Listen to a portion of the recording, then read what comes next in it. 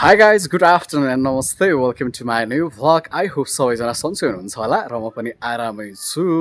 मैले अघिको भ्लग पनि एउटा भ्लग अघि नै बनाइसकेको छु र आज चाहिँ अलिकति मौसम चाहिँ लुक्रामा बिग्रिरहेको थियो। त्यसै कारणले गर्दाखेरि मैले भनिरहेको थिएँ भोलि मात्र हाम्रो ट्रेकिङ आउँछ होला भनेर। तर फर्चुनेटली अहिले चाहिँ तपाईँहरू देख्न सक्नुहुन्छ मौसम खुलेको छ र हामी चाहिँ ट्रेकिङ जानका लागि यो टर्मिनल बिल्डिङको छेउमा आएर प्लेनलाई कुरिरहेका छौँ। अब केही समयमा नै हाम्रो ग्रुपहरू आउँछन् होला, त्यसपछि हामी ट्रेकिङ लाग्छौँ। त्यसै कारणले गर्दाखेरि अबका 11 दिन जतिको भिडियो चाहिँ एकदमै इन्ट्रेस्टिङ हुनेवाला छ, किनकि हामी एभरेस्ट बेस क्याम्प ट्रेकिङको फुल भिडियो र मैले एकदमै डिटेल्समा के कस्ता ठाउँहरू भेटिन्छन् र कसरी ट्रेकिङ गरिन्छ भन्ने कुराको भिडियो बनाउने भएकोले अब आउने भिडियो चाहिँ एकदमै इन्ट्रेस्टिङ हुनेवाला छ। सो म तपाईँहरूलाई सुरुमै के रिक्वेस्ट गर्छु भने कृपया च्यानललाई सब्सक्राइब गर्नु होला र बेल आइकनमा थिच्नु होला। अबका भ्लगहरू तपाईँहरूले छुट्याउनु हुँदैन, किनकि यो एकदमै दामी हुनेवाला छ। सो लेट्स सी कति बेला हाम्रो फ्लाइट आउँछ। अहिले चाहिँ दिउँसोको 2:15 जति जाँदैछ। अब हामी वेट गर्छौँ कति समय लाग्छ। आफ्टर द्याट हामी चाहिँ ट्रेकिङ जान्छौँ as a carrier, as a porter सुन्नु भएको छ होला या छैन भने हामी चाहिँ हाम्रो ग्रुपहरू आइसक्छन्। त्यसपछि म तपाईँलाई देखाउँछु हामी क्यारियर पोर्टरले चाहिँ के गर्छ भनेर। सो लेट्स चाहिँ कति बेला आउँछ।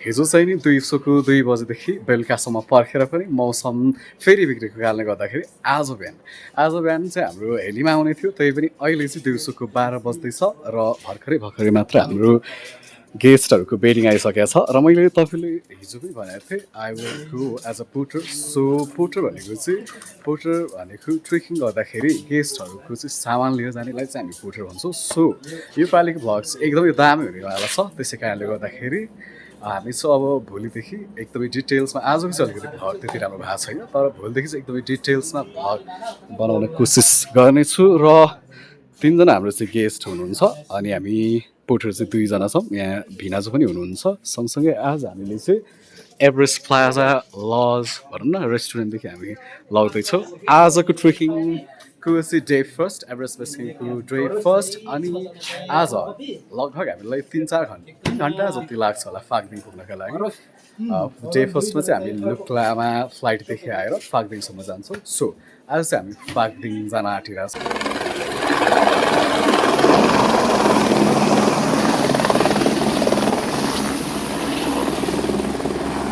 खासमा प्रायः जस्तो चाहिँ अब एयरपोर्टमा आएर ट्रेकिङ सुरु हुने गर्दछ। तैपनि हाम्रो हेलिप्याडमा आएको कारणले गर्दाखेरि हामीले चाहिँ लुक्ला एयरपोर्ट चाहिँ यो साइडमा छ र अब हामी फाक्दिङ जानुपर्ने साइड चाहिँ यो छ। अब चाहिँ गाइज हामी जानलाई रेडी भइसक्यो, तपाईँहरू देख्न सक्नुहुन्छ। हामीले चाहिँ त्यो बेडिङ मैले देखाउँदै थिएँ, त्यो बेडिङ चाहिँ यसरी कसेर हामी बोक्ने गर्छौँ। तपाईँहरू हेर्न सक्नुहुन्छ। यो चाहिँ मेरो भारी र पर्व चाहिँ भेनाजुको। यसरी चाहिँ हामीले डोरीले बाँधेर लाउने गर्छौँ।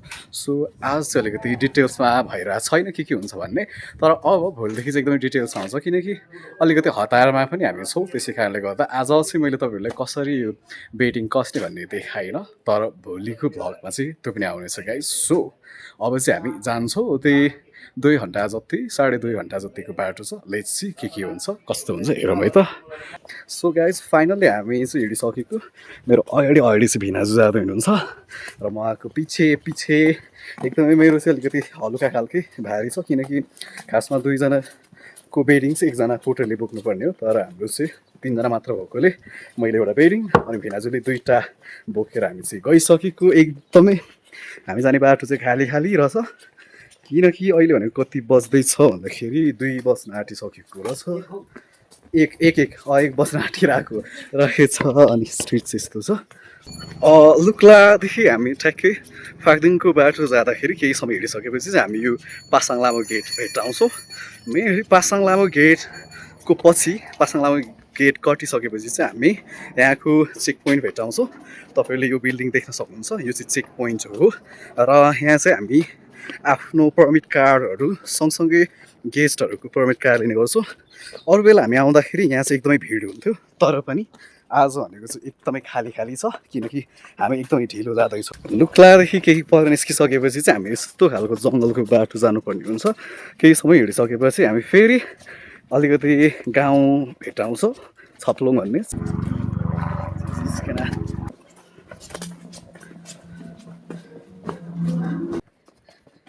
खेल नरहेछ नि खन्त।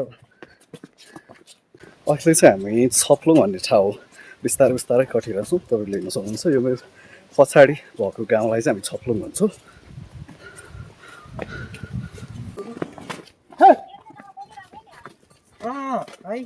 पुरै अहिले चाहिँ घाम लागेर मस्तै छ गाई। म त पसिनाले छ्यापछ्याप्ती हुँदैछु। हुन त हामी हिँडेको 1 घन्टा पनि भएको छैन, तै पनि पसिनाले।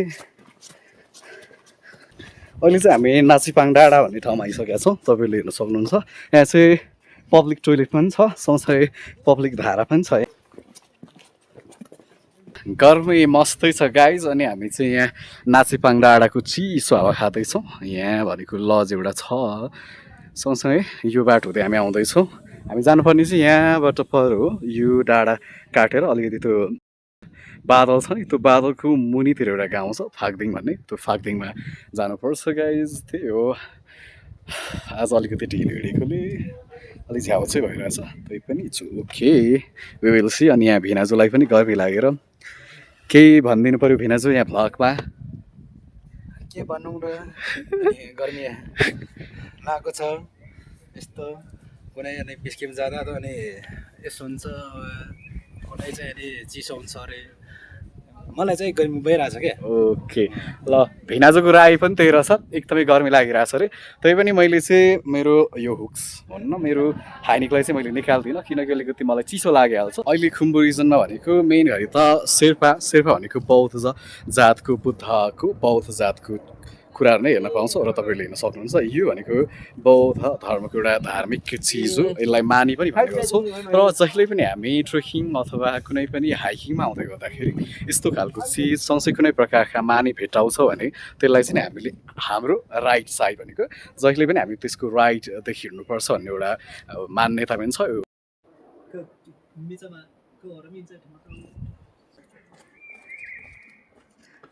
आज हामी जानुपर्ने ठाउँ भनेको चाहिँ यो डाँडा छ, त्यो डाँडाको अलिकति पारिपट्टि।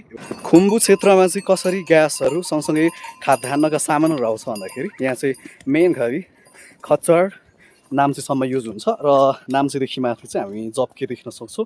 म अर्को दिन भोलि पर्सिको दिनदेखि चाहिँ म तपाईँहरूलाई जप्केहरू पनि देखाउने छु।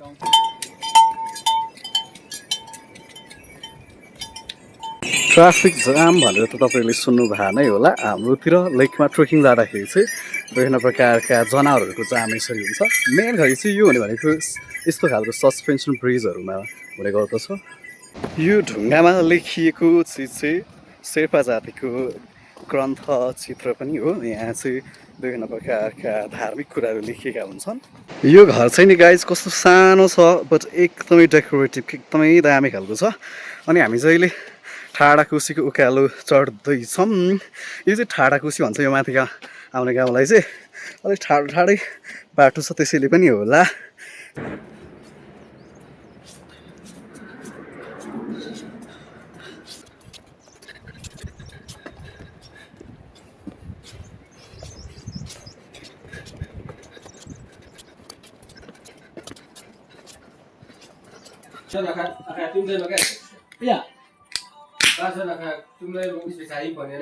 सो फाइनली गाइज हामी चाहिँ अहिले घाट भन्ने ठाउँमा आइसकेका छौँ। र तपाईँले देख्न सक्नुहुन्छ मेरो हातमा चिसो एक्सट्रिम इनर्जी ड्रिङ्क, मेरो फेभरेट पनि यो इनर्जी ड्रिङ्क मध्येको। र अब चाहिँ हामीलाई घाटदेखि फाक्दिङ पुग्नलाई 1 घन्टा जति लाग्छ होला। र हामी योभन्दा पछाडि हामी चाहिँ 1 घन्टा आधा जति हिँडेका थियौँ। र त्यस्तै हो गाइज। अब तपाईँहरू पनि यदि ट्रेकिङ सम्बन्धी एक्सपिरियन्सहरू सुनाउन चाहनुहुन्छ कमेन्ट सेक्सनतिर लेख्नु होला। अनि हाम्रो भिनाजु साहब चाहिँ यहाँ फोन चलाउँदै मस्त ढङ्गले चिसो पानी पिउँदै हुनुहुन्छ। उहाँले चाहिँ चिसो पानी र मेरो चाहिँ यहाँ एक्सट्रिम इनर्जी ड्रिङ्क छ। अनि यहाँ हाम्रो दिदी हुनुहुन्छ, एकदमै राम्रो दिदी हुनुहुन्छ यहाँ। भिडियो त्यो सामु नै पसेन।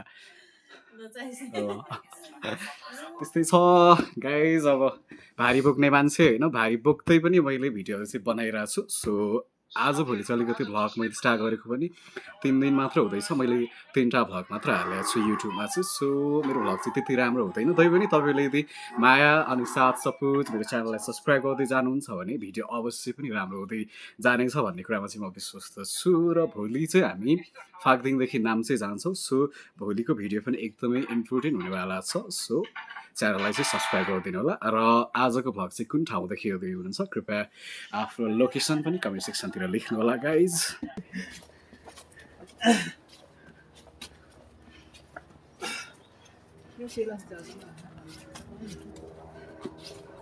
को चाहिँ जान्छ न भिडियो त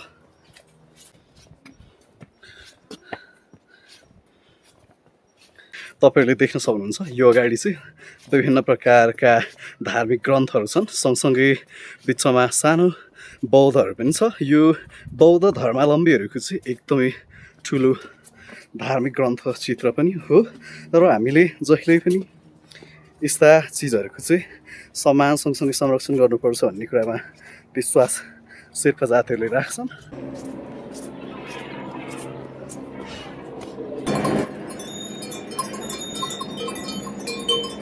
यो माथि कस्तो खतरा भ्यू रहेछ क्या, हेर्नु न। यहाँ जङ्गल छ, जङ्गलदेखि पहाड, त्यति ठुलो पहाड हावामा अड्केको जस्तो देखिने।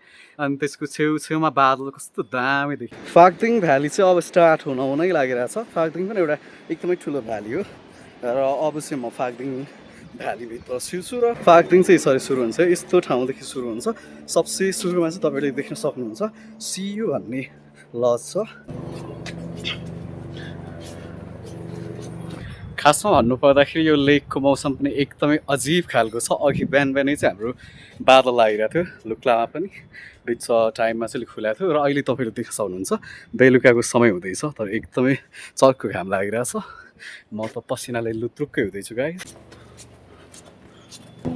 भिनाजु चाहिँ अलिकति अगाडि नै हुनुहुन्छ र म चाहिँ पछाडि पछाडि एक्लै आउँदैछु गाइस। त्यही हो, अलिकति ट्रेकिङ आउँदाखेरि हेर्न नसकेपछि एक्लै हिँड्नुपर्छ होइन, त्यो पनि एउटा समस्या चाहिँ हो होइन। तर यस्तो बवाल ठाउँ छ नि हाम्रो, खतरा खतरा के।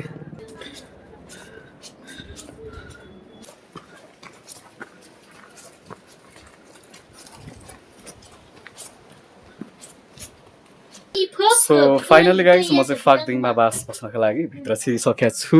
र यहाँ चाहिँ हाम्रो टिमहरू, हाम्रो गाउँको बाजे ठुल्बा अनि अङ्कलहरू पनि हुनुहुन्छ। सँगसँगै हाम्रो बाजे भिनाजु हामी चाहिँ सबैजना यही होटेलमा बस्ने भएको छौँ। र बेडिङ चाहिँ अब पुऱ्याउन जानुपर्ने हुन्छ। बेडिङ पुऱ्याउनलाई चाहिँ अझै 15 मिनट जति लाग्छ गाइज। अनि हामी चाहिँ त्यहाँ बेलुकाको बसाइको लागि, सुत्नका लागि, बस्नका लागि, खानका लागि हाम्रो बसाइ रेडी गरेर चाहिँ अहिले बेडिङ पुऱ्याउनलाई जाँदैछौँ। र हामी सँगै चाहिँ हाम्रो बाजेले पनि हामीलाई हेल्प गर्नुभएको छ। उहाँले पनि एउटा भिनाजुको बेडिङ चाहिँ लिएर आउँदै हुनुहुन्छ।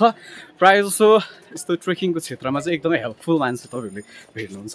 यदि तपाईँ पनि यो क्षेत्रमा ट्रेकिङ आउँदै हुनुहुन्छ र केही बाटोमा समस्या भेटाउनुहुन्छ भने त्यतिखेर यदि तपाईँले कुनै पनि मान्छेलाई आफ्नो समस्या सुनाउनु भयो अथवा तपाईँले हेल्प माग्नुभयो भने चाहिँ एकदमै काइन्डली सपोर्ट गर्ने खालको मान्छे यहाँ भेटाउनुहुन्छ। सो यो ठाउँमा चाहिँ नेपालीहरू एकदमै काइन्ड हुन्छन् भन्ने उदाहरण पनि हामी हेर्न सक्छौँ। फाइनली गाइज हामी चाहिँ आज हाम्रो गेस्ट बस्ने लजमा आइसकेका छौँ। हामी चाहिँ लजभित्र आइसकेका छौँ र हामीले बेडिङ चाहिँ यतै छोडिराख्नु पर्ने अरे। बेडिङ चाहिँ हामीले ल्याइसकेपछि यसरी थन्काएर लजभित्र छोडिरहेको छौँ।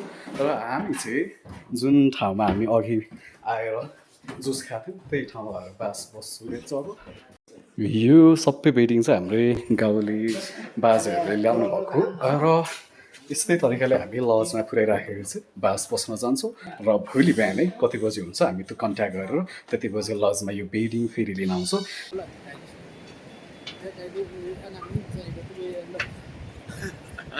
अहिले भने बेलुकाको 7:30 भन्दा पनि 7 बज्दैछ होला। र मैले एडिटिङ पनि सकिसकेँ। आजको भ्लग चाहिँ यति नै थियो। के कस्तो लाग्यो कृपया आफ्नो प्रतिक्रिया दिन नभुल्नु होला। सँगसँगै भोलिदेखि चाहिँ नाम्चे हुँदै माथि एभरेस्ट बेस क्याम्पसम्मको ट्रेकिङ फेरि लगातार आउनेछ। त्यसै कारणले गर्दाखेरि च्यानललाई सब्सक्राइब गर्नु होला। Thanks for watching. I will see in the next vlog. Bye bye guys.